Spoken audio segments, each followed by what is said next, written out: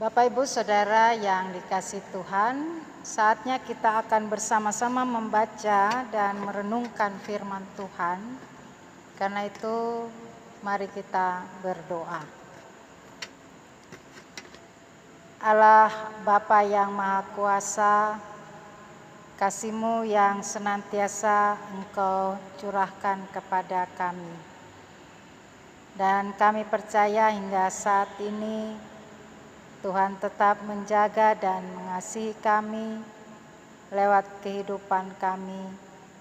Dan kami percaya juga bahwa saat ini Tuhan karuniakan Roh Kudus di dalam kami membaca dan merenungkan firman-Mu. Pimpin dan sertai kami Tuhan. Inilah kami anak-anak-Mu yang siap mendengarkan firman-Mu. Kami berdoa dalam nama Yesus Kristus, Tuhan dan Juru Selamat kami. Amin.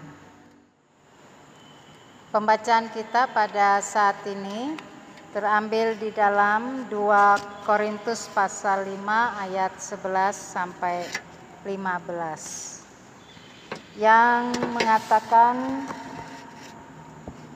kami tahu apa artinya takut akan Tuhan. Karena itu kami berusaha meyakinkan orang. Bagi Allah hati kami nyata dengan terang, dan aku harap hati kami nyata juga demikian bagi pertimbangan kamu. Dengan ini kami tidak berusaha memuji-muji diri kami sendiri. Ulangi, memuji-muji diri kami sekali lagi kepada kamu. Tetapi kami mau memberi kesempatan kepada kamu untuk memegahkan kami, supaya kamu dapat menghadapi orang-orang yang bermegah karena hal-hal lahiriah dan bukan batiniah. Sebab jika kami tidak menguasai diri, hal itu adalah dalam pelayanan Allah. Dan jika kami menguasai diri, hal itu adalah untuk kepentingan kamu. Sebab kasih Kristus yang menguasai kami, karena kami telah mengerti bahwa jika satu orang sudah mati untuk semua orang, maka mereka semua sudah mati. Dan Kristus telah mati untuk semua orang, supaya mereka yang hidup tidak lagi hidup untuk dirinya sendiri, tetapi untuk Dia yang telah mati dan telah dibangkitkan untuk mereka. Demikian pembacaan Alkitab. Berbahagia bagi kita apabila mendengarkan firman Tuhan dan melakukan dalam kehidupan sehari-hari. Haleluya. Bapak, Ibu, Saudara yang dikasihi Tuhan Yesus Kristus, hidup berguna bagi Tuhan. Itulah yang hari ini kita merenungkan. Bagaimana bahwa diri kita senantiasa melakukan segala sesuatu yang berguna bagi Tuhan. Mungkin ada hal-hal yang kita kerjakan, tetapi tentu kita harus memahami, tidak semua pekerjaan yang kita lakukan adalah berguna bagi Tuhan. Segala hal yang juga kita kerjakan dalam kehidupan kita seringkali adalah di mana kita hanya memikirkan untuk kepuasan dan keinginan diri kita sendiri.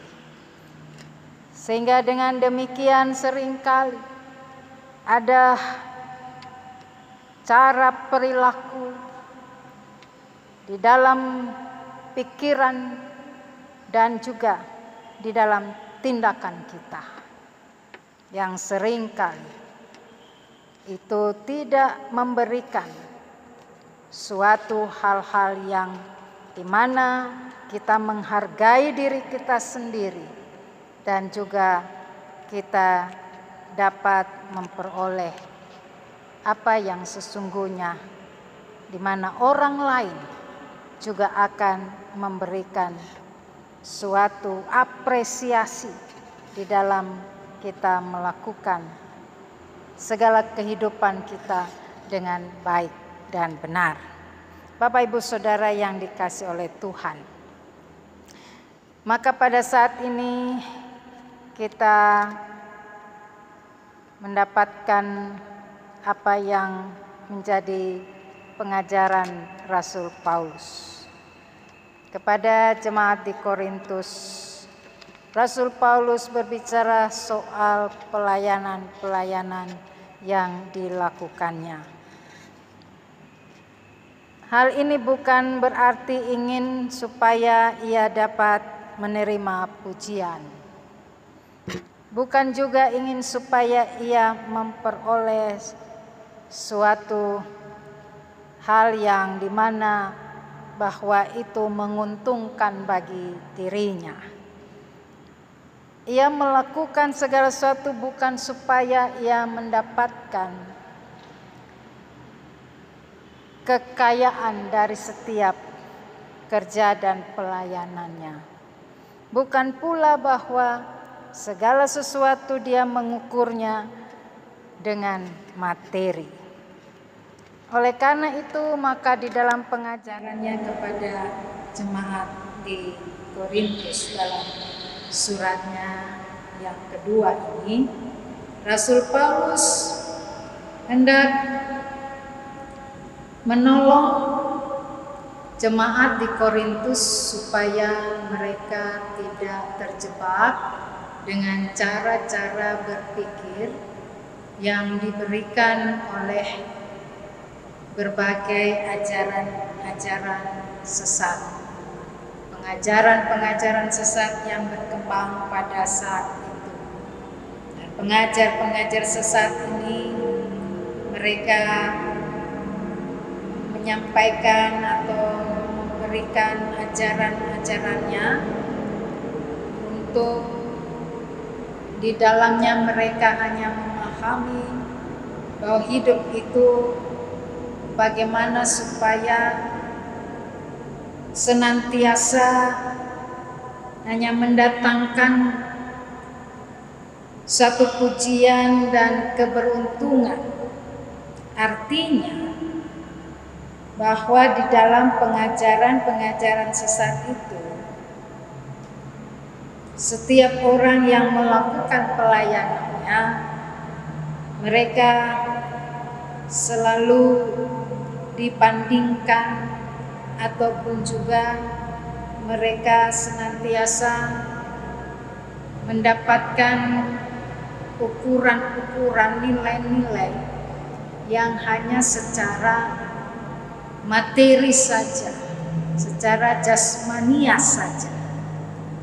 Nah, inilah yang Rasul Paulus hendak menyampaikan kepada jemaat di Korintus, supaya mereka tidak tersesat dengan cara berpikir yang tentu saja bisa mengubah tindakan mereka atau di dalam mereka melakukan pelayanan itu hanya untuk mencari sesuatu yang bisa mengenyangkan mereka, dalam tanda kutip bisa, atau mereka hanya di mana mendapatkan imbalan-imbalan secara materi.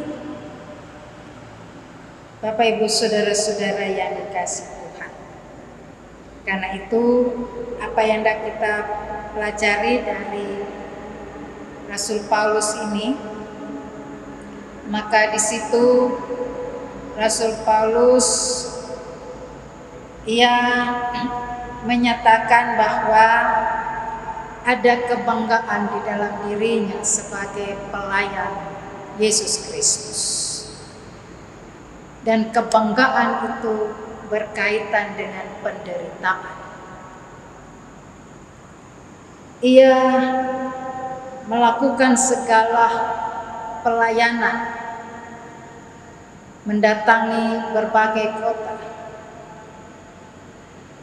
dan berhadapan dengan berbagai tantangan dan hambatan ketika memberitakan Injil. Bahkan ia juga mengalami berbagai deraan secara fisik. Ia juga menghadapi orang-orang yang mengancam jiwanya. Dan bagi Rasul Paulus, sesungguhnya ini sebagai sesuatu yang harus dia alami, karena ia mendapatkan satu motivasi yang kuat di dalam dirinya, yaitu Yesus Kristus sudah melakukan pelayanannya terlebih dahulu kepada kita sebagai umat manusia. Oleh karena itu, maka apa yang dilakukannya juga adalah ia ingin mengerjakan segala hal yang berguna seperti yang Kristus lakukan bagi semua orang. Bapak Ibu Saudara yang dikasihi oleh Tuhan Yesus Kristus, karena itu dia katakan bahwa dia tahu bagaimana takut akan Tuhan. Di dalam dia melayani, maka bukanlah untuk mencari keuntungan, melainkan memuliakan Tuhan. Dan di dalam pelayanan itu tentu saja juga dia berhadapan dengan orang-orang yang bisa saja membuat dirinya tidak dapat terkendali karena marah, emosi, kecewa. Dengan demikian, Rasul Paulus katakan bahwa ia dapat mengendalikan itu semua supaya ia ada di tengah-tengah kehidupan jemaat dalam kebersamaan. Bapak Ibu Saudara yang dikasihi Tuhan, oleh karena itu bahwa bagi Rasul Paulus pelayanan yang dia lakukan merupakan suatu pemberian anugerah dari Tuhan.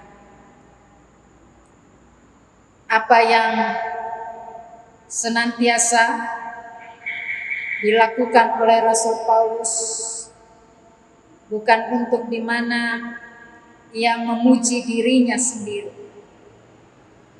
tetapi terlebih daripada itu bahwa ia ingin supaya jemaat atau umat Tuhan dapat memperlengkapi dirinya supaya ketika menghadap berbagai ajaran-ajaran sesat, mereka mampu mempertanggungjawabkan